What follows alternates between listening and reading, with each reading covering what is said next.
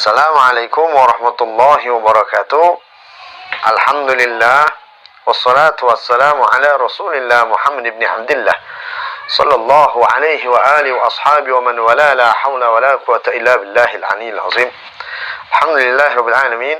Pada kesempatan kali ini kita akan membahas keutamaan bulan suci Ramadan, yang memang sebentar lagi kita melaksanakan puasa di bulan suci Ramadan. Maka alangkah indahnya apabila kita tahu tentang makna bulan tersebut, kemudian perintah puasanya dan lain sebagainya yang berhubungan dengan bulan suci Ramadan. Baik, yang pertama, apa sih arti kata Ramadan? Ramadan adalah sesuatu yang panas, yang dapat melebur. Itu secara bahasa dari kata Ramadan. Artinya, apa sih yang dilebur dengan sesuatu yang panas tersebut di bulan suci Ramadan? Maka dileburlah dosa-dosa kita, kesombongan kita, kebakhilan kita, kemalasan kita, kejauhan kita dari Allah. Maka itu semua dilebur di dalam bulan suci Ramadan. Karena artinya Ramadan adalah sesuatu yang panas, yang dapat melebur sesuatu yang lain dengan panasnya Ramadan tersebut. Nah, maka Allah Subhanahu wa taala berfirman, "Ya ayyuhalladzina amanu kutiba alaikumusiyam kama kutiba alal ladzina min qablikum la'allakum tattaqun." Wahai orang-orang beriman, diwajibkan atas kalian berpuasa sebagaimana umat sebelumnya pun berpuasa. Agar apa? Agar kalian bertakwa kepada Allah Subhanahu wa taala. Ini ayat adalah ayat perintah untuk kita berpuasa di bulan suci Ramadan. Lalu kapan awal pertama diperintahkannya puasa? Nah, maka disebutkan dalam sejarah pada tahun pertama Hijriah, ketika Nabi berhijrah ke kota Madinah bersama umat Islam, maka di tahun pertama tersebut datang perintah berpuasa. Tetapi berpuasanya belum sepenuhnya semua berpuasa 30 hari. Tidak, akan tetapi ada yang berpuasa hari ini, besoknya dia tidak berpuasa. Yang tidak berpuasa langsung membayar fidyah pada hari tersebut. Maka di tahun kedua Hijriah sudah ditetapkan, diwajibkan semuanya berpuasa dengan full selama 30 hari ataupun 29 hari. Maka diwajibkannya berpuasa, beberapa ulama mengatakan ini pada tahun 2 Hijriah. Maka yang berpuasa, yang tidak berpuasa, dia harus membayar qada di bulan yang lain. Artinya berpuasa dimulai pada tahun 2 Hijriah. Kemudian ada apa saja sih di dalam bulan Ramadan? Allah Subhanahu wa ta'ala berfirman, "Syahrul Ramadan alladzi unzila fihi al-Qur'an hudan linnas wa bayyinatin minal huda wal furqan." Salah satu keutamaan bulan suci Ramadan adalah bulan yang diturunkannya Al-Qur'an. Sebagai apa? Hudan linnas, petunjuk bagi manusia, dan juga pemisah antara yang hak dan yang batil. Kalau mau tahu yang hak, lihat Al-Qur'an. Mau tahu yang batil, lihat di luar Al-Qur'an. Maka di bulan suci Ramadan salah satunya adalah bulan diturunkannya Al-Qur'an. Kemudian dikatakan lagi, bulan suci Ramadan juga adalah dikatakan oleh Nabi Muhammad, "Idza jaa Ramadan, futihat abwabul jannah wa ghuliqat abwabun nar wa sufidatus syaitan." Bulan suci Ramadan, apabila datang bulan suci Ramadan, akan dibukakan pintu-pintu surga dan ditutup serapat-rapatnya pintu-pintu neraka dan diikatnya syaitan. Artinya bulan suci Ramadan juga adalah bulan dibukakannya pintu surga dan ditutupnya pintu neraka. Kemudian dikatakan oleh Nabi Muhammad SAW, "Man shoma Ramadan imanan wa ihtisaban, ghufira lahu ma taqaddam min dhanbihi." Dikatakan bahwasannya apabila orang-orang yang berpuasa di bulan suci Ramadan dengan keimanan, maka Allah akan ampuni dosa-dosanya, yakni yang lalu terhadap dirinya. Subhanallah. Kemudian dikatakan lagi bulan suci Ramadan adalah bulan sholatnya taraweh. Karena tidak ada sholat taraweh kecuali hanya ada di bulan suci Ramadan. Artinya bulan suci Ramadan menjadi 4 tempat tentang kemuliaan. Turunnya Al-Quran, kemudian dibukakan pintu surga, ditutup pintu neraka, kemudian dikatakan lagi ini bulan diampuni dosa-dosa yang lalu ketika kita berpuasa. Kemudian bulan dilaksanakannya sholat tarawih. Lalu kita lihat ayat tentang puasa tersebut. Ya ayyuhalladzina amanu kutiba alaikumusiyam kama kutiba alal ladzina min qablikum la'allakum tattaqun.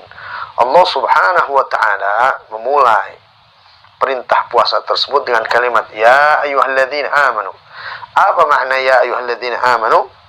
Wahai orang-orang yang beriman. Artinya ini tanda berarti ayat tersebut turun di kota Madinah.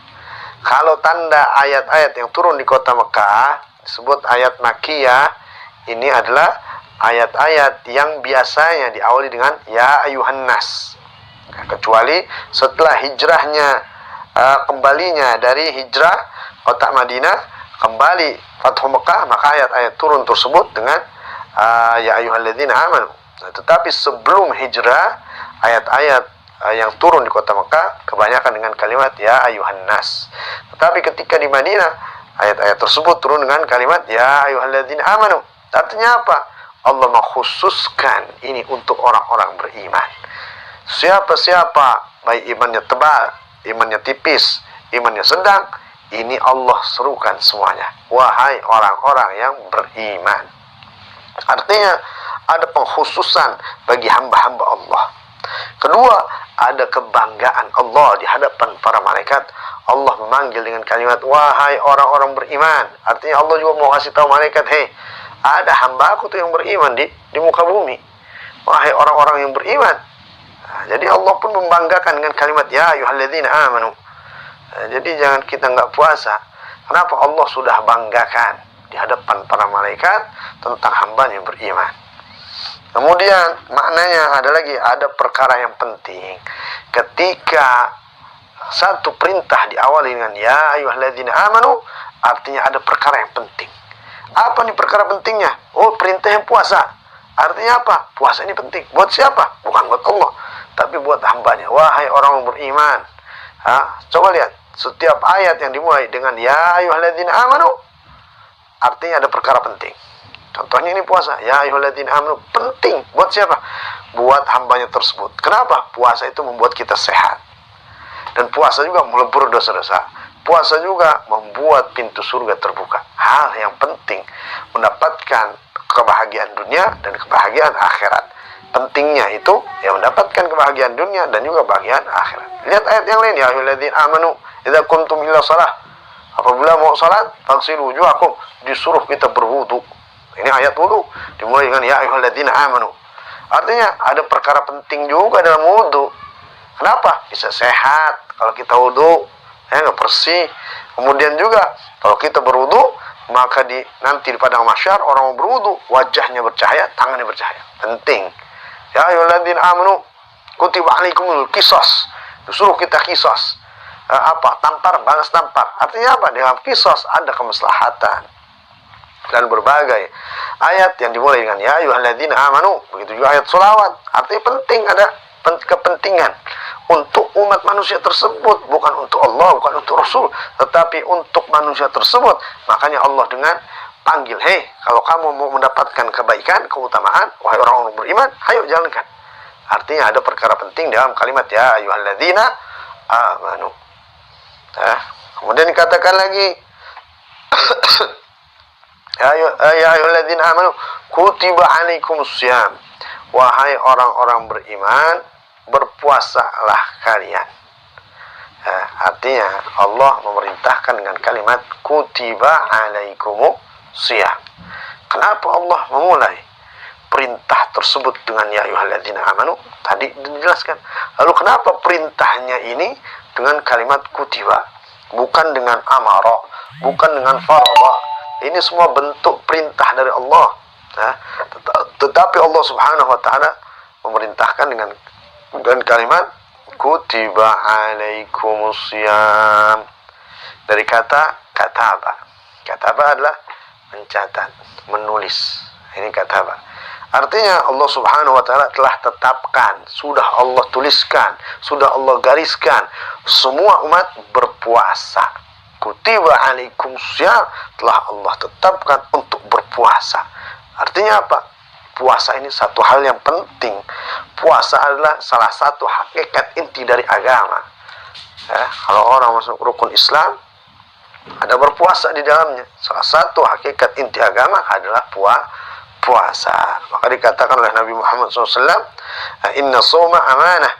Sungguhnya puasa itu amanat. Artinya agama pun ad-dinu amanah. Agama itu adalah amanat juga. Artinya puasa pun bagian dari hal yang penting dalam agama. Kemudian Nabi juga mengatakan ad-dinu nasihah. Puasa juga sebagai nasihat. Kalau Nabi katakan ad-dinu nasihah, bahwasannya agama adalah nasihat, dan puasa juga disebut adalah nasihat. As-shaumu nasihah.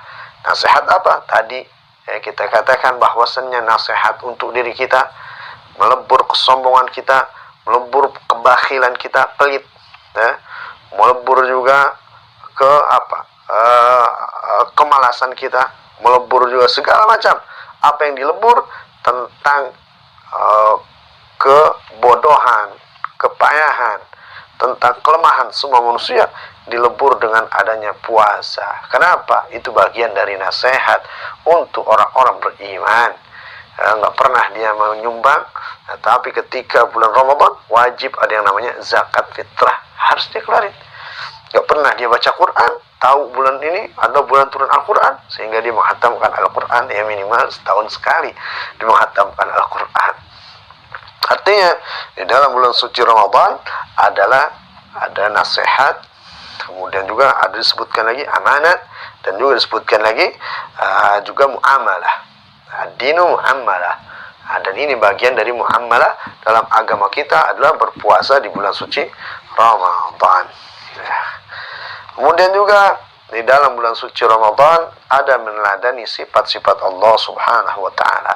Ada sifat pemaaf Allah, ada sifat dermawan, ada sifat pemurah, ada sifat berilmu, ada sifat suci, ada sifat sabar, ada sifat beramanat di dalam bulan suci Ramadan. Semuanya biasa kita laksanakan di bulan suci Ramadan. Yang nggak pernah taraweh, yang nggak pernah sholat witir, dipaksa untuk sholat witir bersama sholat tarawehnya di bulan suci Ramadan. Yang tidak pernah membuka Al-Quran, ternyata dia pun membuka Al-Quran di bulan suci Ramadan. Yang tadinya pemarah, ternyata bulan suci Ramadan menjadi pemaaf. Yang tadinya dia jarang bersuci, ketika bulan suci Ramadan dia mensucikan dirinya lewat tasbih, lewat dia menjaga lisannya, menjaga pandangannya, menjaga makanannya. Itulah hakikatnya daripada Ramadan. Maka Allah perintahkan kalimat kutiba alaikumusiyam. Artinya ada kepentingan di dalam berpuasa tersebut karena Allah telah tetapkan. Lalu dilanjutkan kama kutiba alal ladzina min qablikum, sebagaimana yang telah ditetapkan atas umat-umat sebelum kalian. Apa maknanya? Maknanya adalah ketika kita berpuasa pada hari ini jangan mengeluh. Artinya apa? Allah mau contoh tuh, umat lain juga sebelum kalian itu berpuasa. Bahkan diriwayatkan umat lain itu berpuasa pada tanggal 14, 15, 16. Dia berpuasa di setiap bulannya. Kalau dihitung semuanya dalam satu tahun, dia berpuasa 37 hari. Sedangkan kita berpuasa hanya 30 hari. Artinya Allah mau kasih tahu, jangan mengeluh ketika berpuasa. Jangan mengeluh kelaparan dan lain sebagainya. Enggak. Akan tetapi umat sebelumnya pun berpuasa. Udah jadi biasa aja. Enggak usah mengeluh. Artinya kita berpuasa, umat sebelumnya pun berpuasa. Bahkan umat sebelumnya berpuasa dalam satu tahun penuh. Mereka berpuasa 37 kali berpuasa. Sedangkan kita hanya 30 kali dalam satu tahun. Artinya 37 hari kalau dikalkulasikan. Dalam setiap bulannya dia berpuasa 3 hari, 3 hari, 3 hari, ditambah lagi. Ini pada bulan Asyura, tanggal 10 Syura, maka mereka pun berpuasa. Dan itu adalah bentuk bahwasannya Allah ingin kasih tahu umat sebelumnya pun berpuasa. Maka jangan mengeluh, jangan merasa capek, jangan merasa terbebani dengan puasa, karena Allah mencontohkan umat sebelumnya pun berpuasa.